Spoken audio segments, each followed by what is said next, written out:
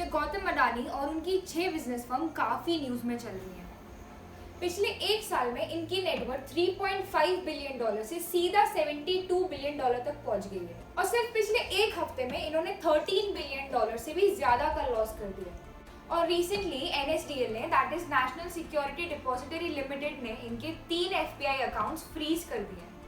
जिस कंपनी की ग्रोथ पिछले एक साल में 455% से भी ज्यादा तेजी से इंक्रीज हो रही होगी, तो उस कंपनी में ऐसा क्या हुआ होगा जिससे सीधा 7 दिनों में 13 बिलियन डॉलर से भी ज्यादा का लॉस उस कंपनी को हो गया। आज के वीडियो में हम उन सारी बातों को ब्रीफली डिस्कस करेंगे।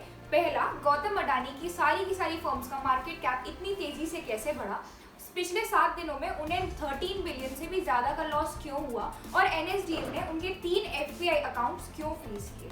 पर अगर आप हमारे चैनल पे नए हैं तो प्लीज हमारे चैनल को सब्सक्राइब करिए, क्योंकि हम ऐसे इंसाइटफुल और नॉलेजेबल वीडियोस हर हफ्ते आपके लिए लाते हैं। तो गौतम अडानी की टोटल 6 लिस्टेड फर्म्स हैं, that are Adani green energy, Adani transmission, Adani ports and SEZ, Adani total gas, Adani enterprise और अडानी पावर।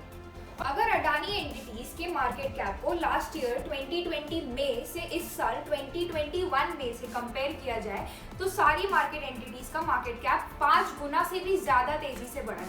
दैट इज, उन्होंने 455% से भी तेजी से ग्रोथ करी। तो पिछले एक साल में ऐसा क्या क्या हुआ होगा जिसकी वजह से अडानी फर्म्स की मार्केट कैप इतनी तेजी से बढ़ गई।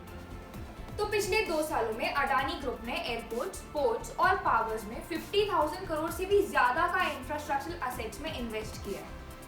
ऐसे ही पिछले 5 सालों में अडानी की सारी एंटिटीज ने ऐसे काफी सारे इंफ्रास्ट्रक्चर स्पेसेस और असेट्स में भारी इन्वेस्टमेंट किया है, जिसके उनको रिटर्न इस साल हेवीली मिला है। पर जब चीजें इतनी स्मूथली और स्पीडीली इतनी तेजी से आगे बढ़ रही थी, तो ऐसा क्या हुआ होगा जिससे NSDL को उनके FPI के अकाउंट्स फ्रीज करने पड़े और सीधा 13 बिलियन से भी ज्यादा का लॉस उन्हें सिर्फ 7 दिन के अंदर हुआ। इसके पीछे 3 सबसे ज्यादा मेन रीजंस हैं। पहला, अडानी एंटिटीज की सारी फर्म्स का बिजनेस परफॉर्मेंस कहीं और डायरेक्शन में जा रहा है और शेयर प्राइस कहीं और डायरेक्शन में। जैसे अगर अडानी एंटरप्राइजेस की बात करी जाए तो पिछले 3 सालों में अडानी एंटरप्राइजेस का रेवेन्यू 3% से बढ़ा है, नेट प्रॉफिट 13% से बढ़ा है, पर उसका शेयर प्राइस 900% से भी ज्यादा तेजी से बढ़ा है। उसी तरीके से अडानी गैस का रेवेन्यू 4% से बढ़ा है, नेट प्रॉफिट 44% से बढ़ा है, पर उसका शेयर प्राइस 1000% से भी ज्यादा बढ़ा। और यही पैटर्न अडानी ग्रुप की सारी एंटिटीज में फॉलो होता है। पर इस पैटर्न को सबसे पहले द मॉर्निंग कॉन्टेक्स्ट ने अप्रैल में ही आइडेंटिफाई कर लिया था और उन्होंने अपनी रिपोर्ट में इसका ब्रीफली एनालिसिस करके इस चीज को लोगों तक पहुंचाना चाहा। और उसी के बाद से लोगों ने इस फर्म की इतनी बढ़ती हुई तेजी से मार्केट कैप को क्वेश्चन करना चालू करा। रीजन नंबर 2, अडानी की सारी एंटिटीज में ऐसे 6 फॉरेन पोर्टफोलियो इन्वेस्टर्स हैं जिन्होंने इन सारी एंटिटीज में हेवीली इन्वेस्ट करके रखा है। इन एंटिटीज का नाम है Elara India opportunity fund, Albula investment fund, Cresta fund, Vespera fund, LTS investment funds and APMS investment. ये सारी मॉरिशस बेस्ड फंड्स हैं और इनका नेटवर्थ 95% से भी ज्यादा सिर्फ अडानी के स्टॉक से ही आता है। इनमें से 3 FPIs को NSDL ने 14 जून को सीज कर लिया था, that is Albula investment funds, Cresta funds and APMS funds, क्योंकि इन सारी कंपनीज का ना कोई वेबसाइट है और ना कोई एड्रेस है।